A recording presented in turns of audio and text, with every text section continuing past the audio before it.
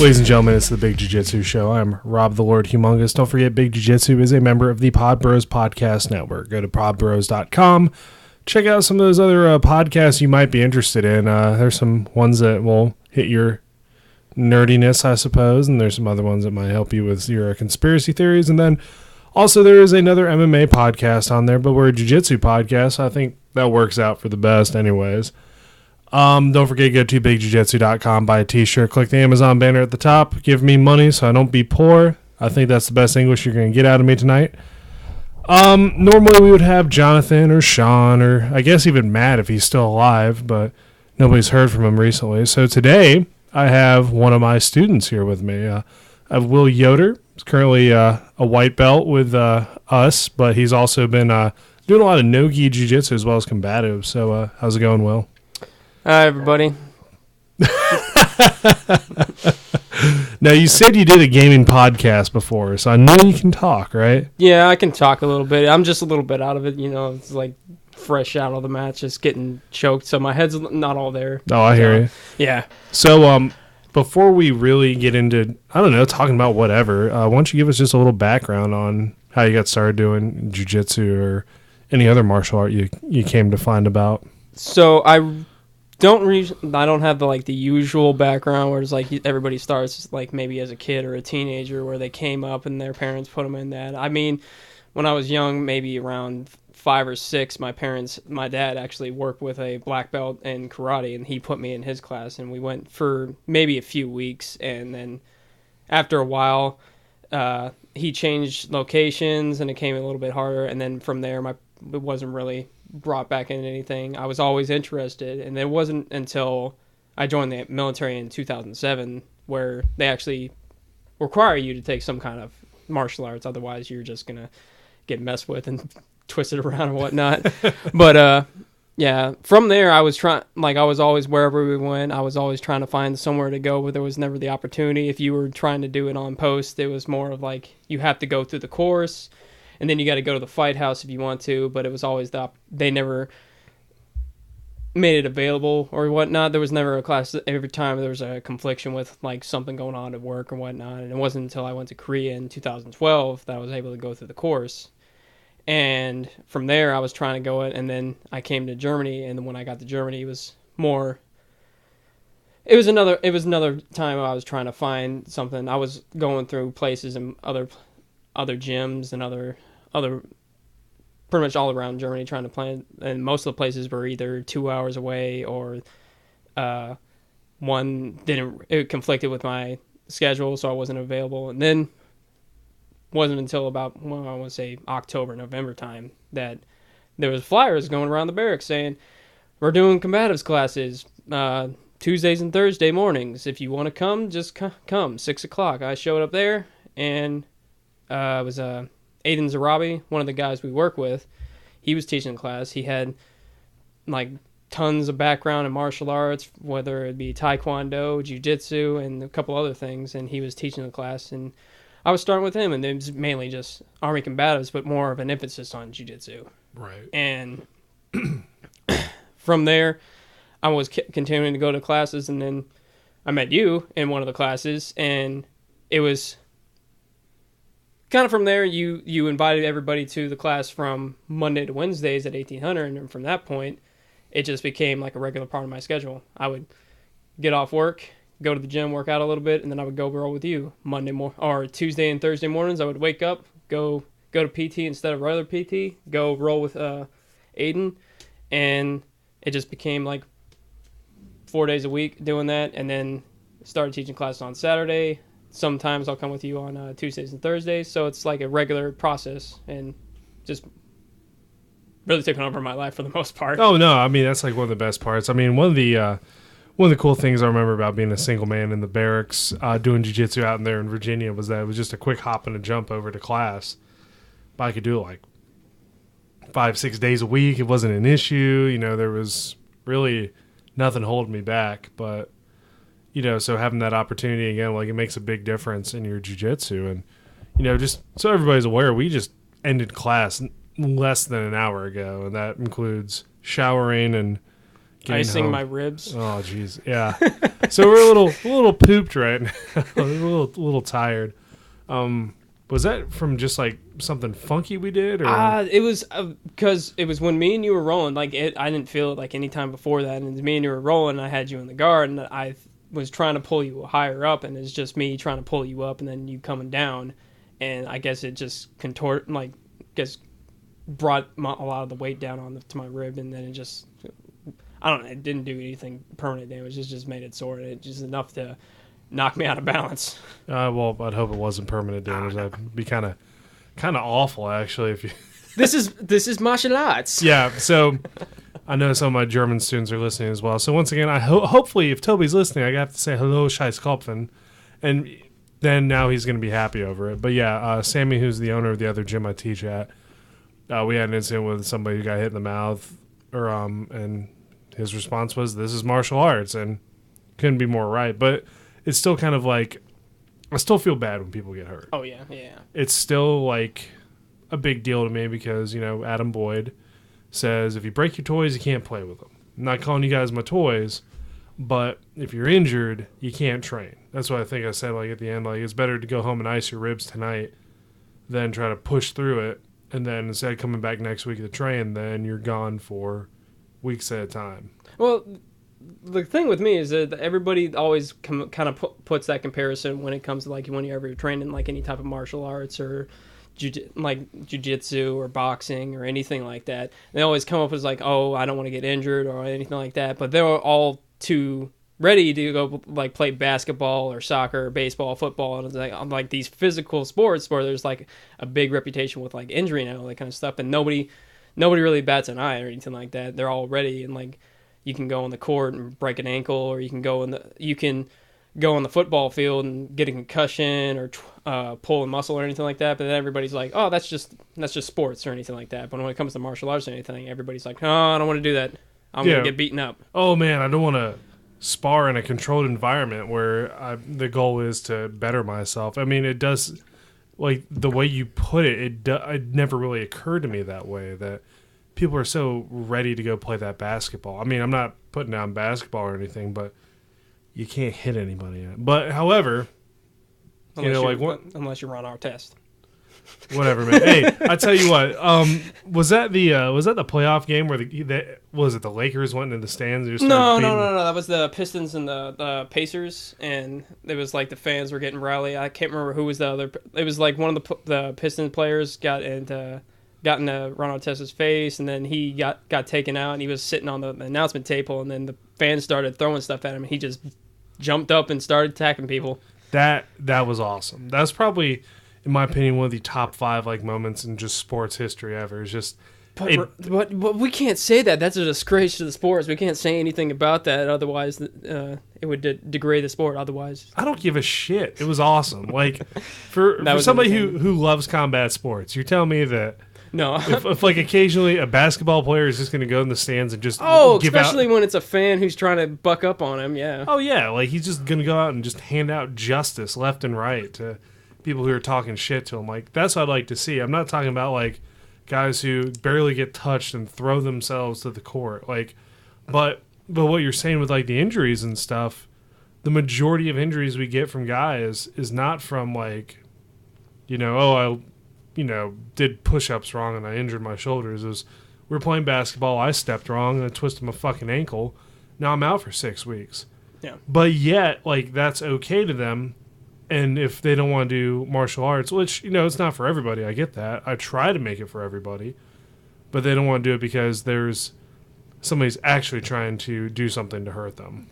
But a good example is we got some guy who was every month we have to take a PT test, and whoever's not taking it, they do a sports day or something like that. And last month it was frisbee. We were playing ultimate frisbee.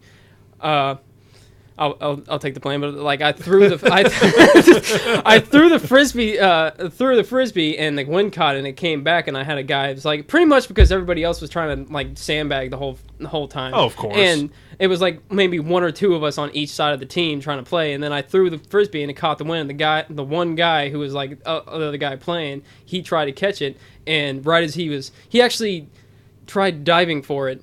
And as he dove for it, he came straight down onto his arm and shoulder, and he straight. I don't want to say dislocated, maybe fractured, dislocated. I can't remember what it was, but it took him out for a long while. And guess what he was doing today while we were taking the next month's PT test? Was he playing a sport? He was out there playing. He was out there playing again. God damn it! That's why we can't have nice shit. I just not a big fan of it. No, but I mean, it's sports. Like, it's just a different mentality, and we all get injured, we all get hurt, and it just depends on what you're gonna do. Like, the last injury I had that took me off the mats for a little while was I strained my MCL playing a lot of De La Riva guard. Mm-hmm.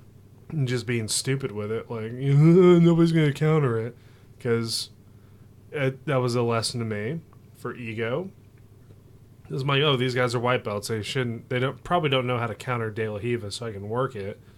And it was Ishmael kicked his leg back, and like I pretty much heel hooked myself. Oh, but it's okay. It was a good lesson, and like you just hobbled around for a month, and I was fine. And I don't know, just.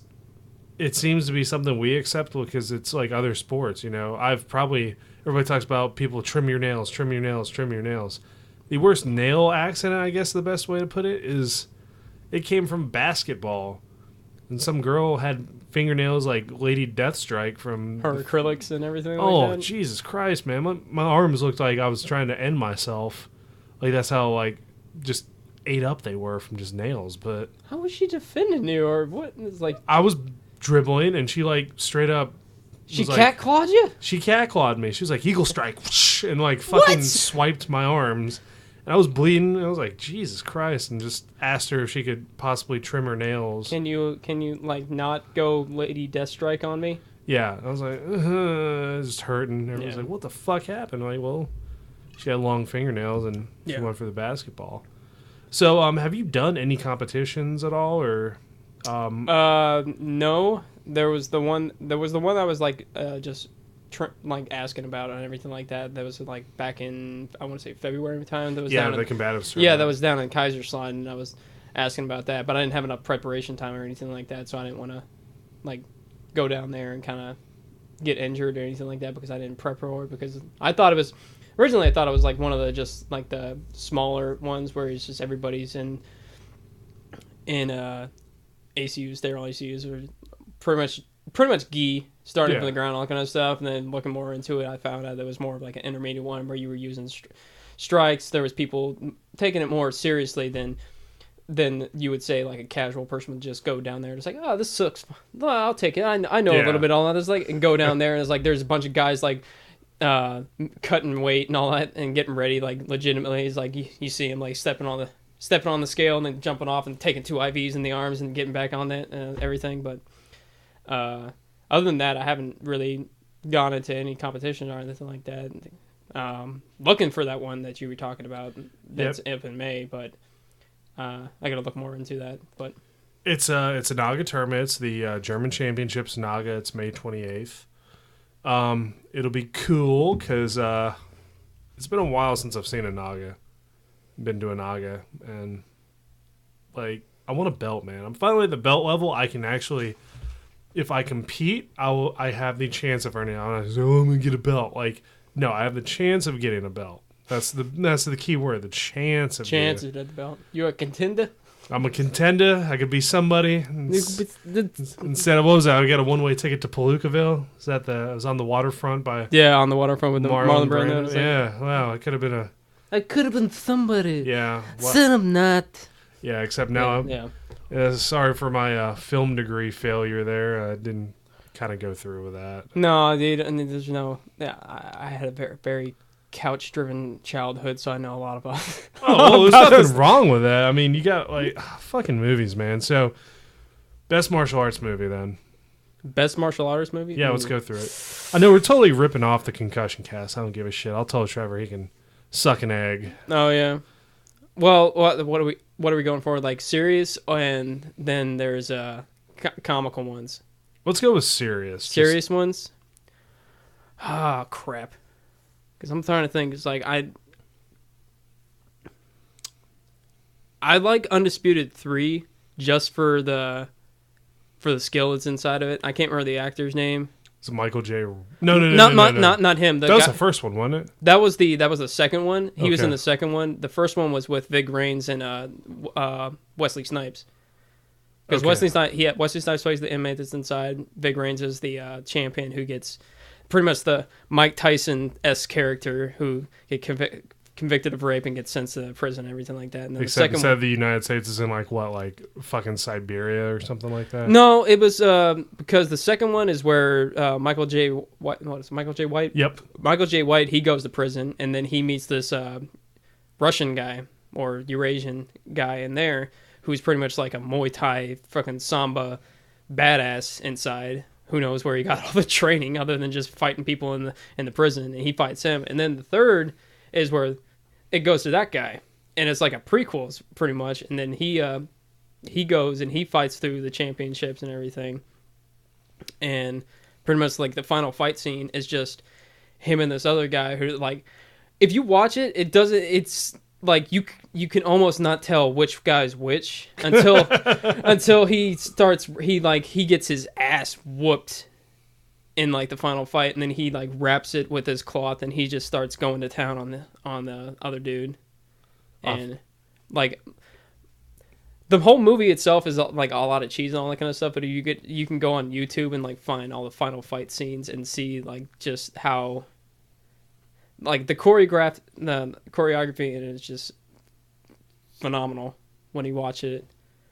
I would like give it a look, all that, but it's like that usual straight to DVD kind of acting where he's like you watch it, it's fun to get drunk to and make fun of, but then when it gets to like the fight scenes, you're fully engaged and watching it. You're like, oh my god, yeah. Well, while we're talking about it, I'm gonna pull up a video. So there's been like have you ever watched like Best of the Best? Like any of that? Yeah. Any of those videos? A little bit. The first one was good. Like I'm trying to figure out what they went from like they went from like a Roddy Piper. yeah, you'll see what I'm pulling up here in a second. But they went from like a Taekwondo tournament to somehow being like special agents or something weird like that. Like I thought you were actually going to pull up the fight scene from They Live. no, well, They Live is probably one of the best. Put on the sunglasses. Yeah, do it, and then they just start kneeing each other in the groin and stuff. I gotta find it because there was a movie. Oh shit, what is it? Because I gotta remember how old I was, or like when it was. Because you gotta kind of like line it up by where you were previous to the army. Mm-hmm. And there was one movie where he was like. Street Team Massacre, was that it? No. Action thriller, no. Like it had a whole bunch of people. Yeah. From like I'm trying to remember that. Jesus Christ, this is awful. I can't remember it. Chekhov. Is that it? Just one of those like obscure like. Yeah, if I look at... Hold on. Shit. What was his name? Who was in it? It wasn't Roddy Piper. It was... wow, we're just kind of like... No, he was in it. Oh, shit. It was like somebody told it off the... Yeah. Off to the left. That wasn't Roddy Piper. It was it was the Iron Sheik. Was the Iron Sheik. No, it wasn't the Iron Sheik. Hold on. Because there was like... Oh, god damn it. There it is. Honor. There we go. Yeah, because it had Remy Bojanski in it. Oh, who was in it? It was Rowdy Piper, Remy Bojanski, fucking Don Fry, Henry Gracie, Horion Gracie. Like, I'll just pull up some of the fights. Dude, me and my friend Tim Johnson, we sat down.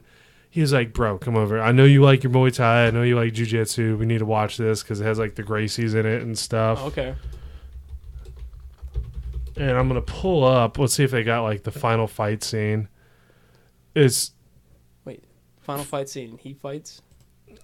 Yeah, well, Roddy Piper's in it, but, like, I like how they're like, oh, Roddy Piper, final honor, and then it just comes up with They Live. But it was pretty much, like, one part of it had fucking Henry Gracie, like, pull a triangle and mount and just, like, beat the shit out of this guy. And Don Fry is in it. And he's, like, a gangster. And it just makes it even better to me. Like, There's hold on. There's Remy Bojanski. We're actually watching the video now. If you look up Roddy Piper Honor fight scene, it's gonna have it's like a 20-minute video, and here is Don Fry of Sierra Vista fame, by the way. That's an awesome goatee. Oh yeah, dude, it's awesome. But so this is like one of the, I guess one of the more lesser known movies, and I forgot it had Henner and Horion Gracie, which I'm not even gonna touch with a 10-foot pole about their online jiu-jitsu. So we're just gonna avoid that. Like a Saw 6 type of feel for the video quality. Oh yeah, absolutely. Here we go. Oh, we got some Gracie combatives going here on Remy Bojanski. He's just giving him a hug. He is, and then of course there's always the Walker Texas. Wait, what was wrong with his face? Oh, he was standing up and he didn't have any wrong. He threw him on the ground. He's like, and here's Roddy Piper fighting Don Fry. God damn, look at this. Just Don Fry isn't. Those are some fucking. It's Roddy. No, it's Roddy Piper, man. You don't talk shit about Roddy Piper, but right. This is pretty awful. He hits with the power of Scotland. That's right. All right. Yeah. That was pretty sweet. So yeah, check out Honor. It's a lot of kicks going on. Yeah, it's one of my guilty pleasure movies because it's and break the arm. Yeah, some great. Break the arm and walk away. Some jiu-jitsu going on here, and some judo, and Don Fry and Roddy Piper just having a street brawl. Yeah, Look at that. There's nothing. Oh God. Oh, he's caving in his face. So yeah, this is definitely the podcast where you guys are going to listen to us watch something and not even really talk, give you what's going on. So we'll just go ahead and. So we just do a quick play-by-play. Yeah, here we do. We got Don Fry trapped in the corner by Roddy Piper, punching him in the kidneys, which. Hulk Hogan looking at the background, waiting for a rematch. Dude. So how about that? Hulk Hogan winning that sex tape scandal, man. Oh Jesus, $15 million. Jeez. 15? He got $15 million. A lot more than that. I saw 15. What was it now? It's 100-something million. I thought he was trying to go for 100 million, but they settled for 15. Maybe, I don't know. Because he was trying to sue them for 100 million, but Gawker settled for 15 million. Oh, it's in court now, man. It's like there's no way around it now. Like, you can't settle now. I don't believe you can. But let's see. Scores $25 million in punitive damages, bringing his total haul to $140 million. Christ, all right. Hulkamania is running wild. I guess he doesn't have to worry about not being accepted back to the WWE. Yeah, he's making that Vince McMahon money. He can. That's right. He probably started his own business at this point. Well, he was running TNA for a while. Well, look how that did. Oh, that was bad. Man, I love Hulkamania. Hulkamania is running wild all over Gawker. I think he's just a secret agent for Vince McMahon. He's going to go over to Lucha Underground. And he's going to destroy that too. You know how you... Listen here, brother. You know how you want to do all that Lucha Libre stuff? You need to stop doing that. Yeah, you go to the basics. Man. We should just have you on and do just impressions. I think that's probably the... That's why I got the other podcast deal, because he was trying to do that, and he was trying to make like cartoons, and he was going to have me be one of the voice actors. What's the name of the podcast? It's done. So it was like I can't remember. It was like soft. What was it? I'm trying to remember what it was, because it was based around food. Like the thing is like the main course and all that kind of stuff. I'll have to get. I can't remember it at the moment. Oh, you're all good, man. Yeah. But it had like a few episodes, and it was like on SoundCloud and whatnot. But yeah, so the actual like YouTube group it's still around. It's called Modern Gaming. If you turn it around, it's called Nerddom. So it's just So it's nerd and then dumb. So interesting. And backwards modern. And basically what they do right now is that a lot of times they'll stream on Twitch with playing Street Fighter right now, and they're all trying to right now they're training to go to Evo in July and be a part of it. And my buddy Zach Nafgar, he does a lot of training with it was originally the Houston area Street Fighter players, and now since he moved to Colorado, it's a lot. He has a group right now that it's part of like a Denver team, and they're training right now, and he's trying to set up like in between work and all that kind of stuff because everybody's busy and whatnot. But he's trying to set up like a small documentary in the workings. It's called The Best Around, where it's pretty much yeah. The best around. It's about martial arts, man. I mean, why not? It's about Street Fighter, isn't it? Yeah, it's a little bit Street Fighter and everything like that. And I was explaining to him how much I was putting into this, and he's like, "Yeah, man, that's how I do with Street Fighter." And I try to play it. I have my own sticks at home and everything like that, and I play a little bit around. Obviously, my original main was Blanca, and then right now, since like I'm playing it and there's no Blanca as of right now, we're waiting on it, everything like that. I play with what is it? There's gonna be a bunch of hate for me for not remembering what her name is, but what is it? Matsuda.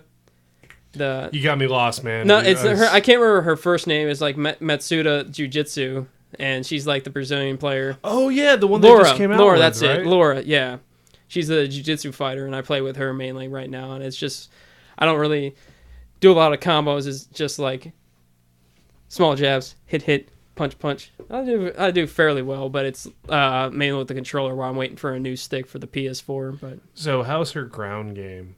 Like, she got pretty nasty spider guard, or there's no ground game in that game, man. Like, she'll do like an omoplata or something like that, and like knock somebody down on the ground, or she'll do something else. But there's not. It's a lot of like with her techniques, a lot of kicks and punches, everything like that, and she'll throw like something jiu-jitsu in there around. And like what Steve, one of the other guys from our class, what he was talking about, if you play with Ryu or Ken, you can see a lot of the judo influences with a lot of the tosses and throws that they do. But it was funny. He said the judo name, and I'm so sorry that I don't know it. But he's like, the Ryu throw. I'm like, oh, the fucking Ryu throw. Yeah, like, everybody gets that. Nerds can all get the references when you just like, come on, man, speak to me in a language like Ryu's throw. Oh, okay, I got it. Yeah, it was like, so terrible. It was like, if you can compare it to something, like my whole thing we talked about, like being the Jedi in Jiu-Jitsu, right? Mm-hmm. Why hold on to like all this negative stuff? Like, why be a Sith Lord in Jiu-Jitsu? Why be... just be a Jedi. Like, that's the best thing in the world. It should be something you focus on anyways. Like, we're all going to do jiu-jitsu. Are there going to be assholes doing jiu-jitsu? Absolutely. But they're so few and far between that it doesn't even really matter. Like the Sith, there's only two. There's always a master and an apprentice. Yeah. But even if they have no idea about each other, it's so few. It's almost like you run into all these Jedi, but there's only two Sith somewhere out there. Well, it's like when I was on a date this weekend with this German chick that I'm seeing right now, and I was talking to her, and we were she was going over how like whenever we're going to work or studying all that kind of stuff, she's in the library a lot right now because she's trying to write up like a case study she's a sociology major. She's trying to write up a case study, and she was saying she'll be in the library at home and she's trying to study and compile it. There's a lot of conversation, everything like that, and a lot of times it'll stray away.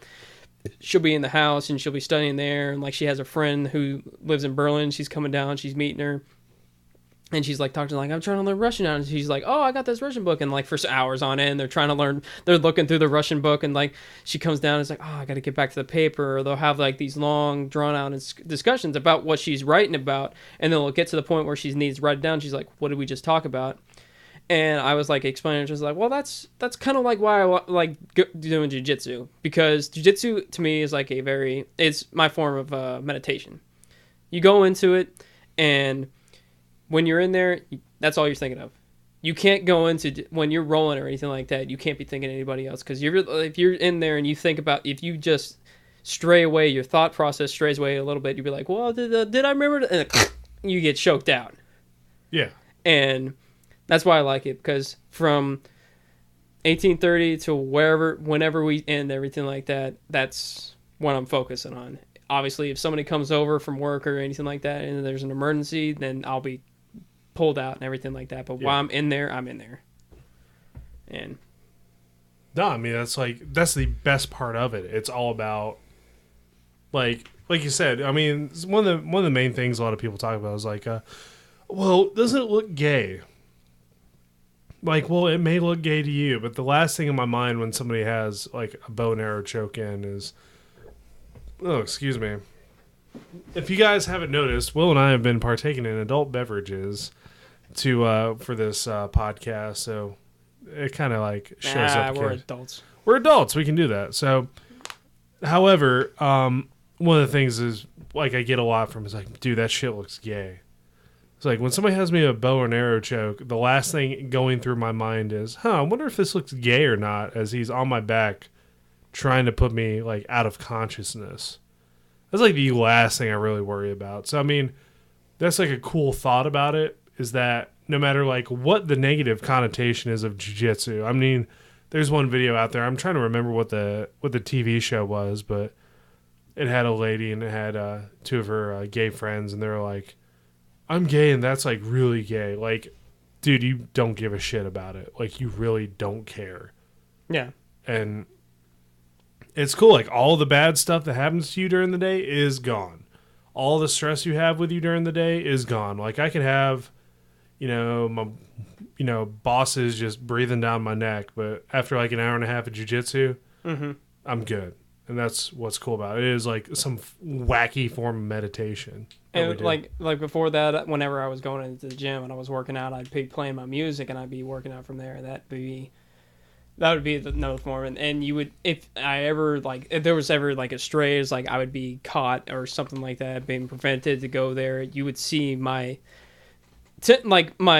emotions get higher and higher and like angry and angrier because I was being prevented, because that's like this is my cool down. This is how I I can, when I'm like working out, everything, I could think about other things also, but I'm like reflecting on everything like that.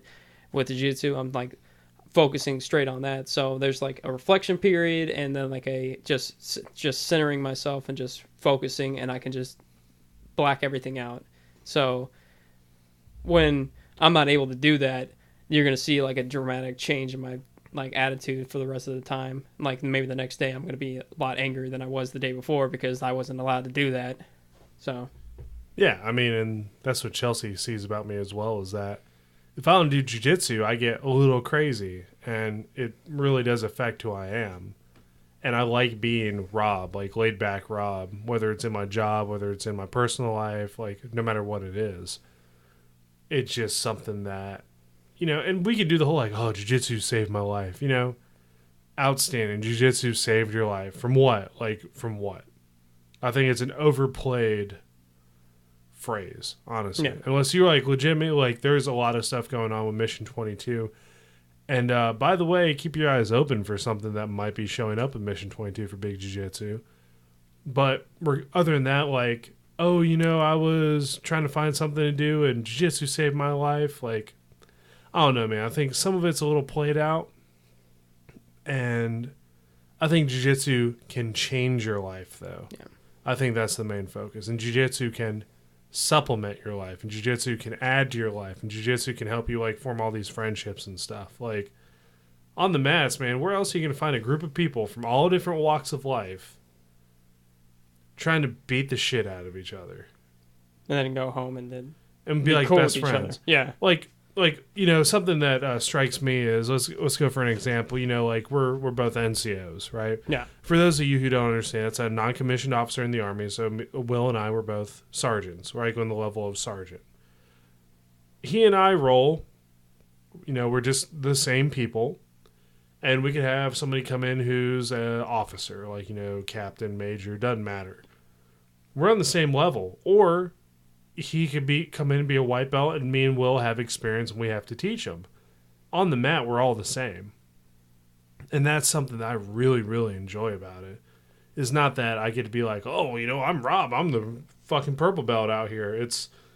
I'm Rob, and you're Will, and you're Bob, and you're Jim, and whoever. Like, there is no rank here. Even if I'm the higher rank, there isn't rank. You know what I mean? It's mutual respect between like-minded individuals. You're trying to come in there. If somebody comes in there trying to impose some kind of dominance or anything like that, because like, see this right here? This means you listen to me right now, and all that kind of stuff. You're not going to get anybody coming back to that. They're going to say, it's like, what an asshole. Fuck you. I'm leaving. Yeah, exactly. Like Lee, who teaches, he's a blue belt. Yeah. Am I higher ranked than he is? Absolutely. But guess what? Lee's got a lot to offer. Like, Lee knows, shit I don't know. Yeah. And he has a different perspective on it. And I want him to share that. That's like the best part of it too. Like, his game is so much different than my game. And if he has something to add to it, of course I'm going to let him add it. Same thing with Steven. Steven's a judo, not master because, he hasn't attained that rank, but to me, he's a judo master. So when he says something like, do the throw like this, makes a huge difference and it works. Yeah. So, like, and just based on, like, outside of the rank, it doesn't matter what the fuck my rank is, doesn't matter what his rank is, doesn't matter what Lee's rank is. They're all the same people. We all want to do jiu-jitsu. We all want to just get on the mats in our pajamas and choke each other out and party afterwards. Yeah. I have a very loose definition of partying thanks to, some of the people I hang out with. Partying is just doing jiu-jitsu at this point, but it's partying. It really is. Yeah. So, like, when people are like, hey, you partying? I'm like, what the fuck? Like, no, man, I'm at home. Like, that's partying. You can thank the Duke Humongous Sean for that, though. So. Oh, yeah. Yeah. Oh, okay. Hopefully he'll be out here at some point because I know he has traveling in Germany as well. Be good. Yeah. So, future plans. What are your I know that you're doing like a transition from military to civilian life. So, what's the plan? Currently 2 options right now is I have one position that's open up in Colorado, somewhere around either Aurora, Boulder, somewhere around that area, Colorado Springs. And I was going to look up and try to get in touch with, like, 10th Planet Boulder out there. Yeah. And be a part of that. With also maybe going to, I have another friend out there. I haven't asked him which academy he's going to. But he does gi while he's out there. And I was going to go check out his and, like, kind of form kind of a network out there. But there's also the other option that I've come into knowledge right now is out here where I can pretty much just transition from being on post to being off and living on my own. And I would still continue coming to class here, but then also having more availability, like checking out other places if there was anything like that, because from there, I guess we've discussed this before. Like the big dream, sun in the horizon type of thing is like I can feel at peace or anything like that is opening, because there's a big, right now at least, there's a big vacancy of like any type of, there's jiu-jitsu places in Florida, but there's like a gap in like 10th Planet places. Like the closest place is probably 10th Planet Gulf Shores up like near Alabama up there, and then from there there's like a big like spread apart. Otherwise, if you go to the West Coast and everything like that, and I was figuring not Daytona, but like near my hometown is I'm originally from like Osteen, Florida. It's like nobody knows where that is. It doesn't even have a mayor. It's so small. It's like got a town council, and it's pretty much just one family that owns it. It's like one of those ring a ding ding ding ding type of communities. I think you need to run for mayor then. I think that's probably what your next plan should be. I don't think I want to do that for that place. I mean, it's like, but when like down the coast, down south, more south of Daytona, there's this nice little remote area. It's called New Smyrna Beach. Not a lot of people know about it. Not even, I would say some people probably know about it by its like bad reputation, because if anybody doesn't know, it's the like shark capital of the world. It has the largest accumulation of like sharks, mainly bull, and that's what it's mostly known for. But if you ever go there, it's just this nice little remote, quiet town. It has this little small road that goes in between it, like a little, like, it's very quaint, but then it's on the beach, so it's very like nice and calm and everything like that. And what there was out there is, when I was out there a couple of years ago, and it's still out there, is this abandoned high school that's right on the shorefront. And like the big dream is to go there, take that, and see if there's any type of city ordinance or anything like that of withholding or whatnot, and kind of acquire that and set up some kind of facility there, kind of like how Donald Cowboy Cerrone, how he has the BMF Ranch over in what is it, New Mexico? Yeah. Outside of Albuquerque. Kind of have like kind of sort of thing and take in the whole high school and kind of refurbish it and create this, not just jiu-jitsu place, but like there's a conditioning place, maybe set it up to where if anybody wants to come out there, there's somewhere where they can stay, like bunks and all that kind of stuff, and just kind of refurbish the whole thing into that kind of complex. I mean, that's a big, big dream, and I think I heard somebody say, kind of make a big dream, kind of have a big enough dream to where you have to, I'm messing up the whole quote, it's like, you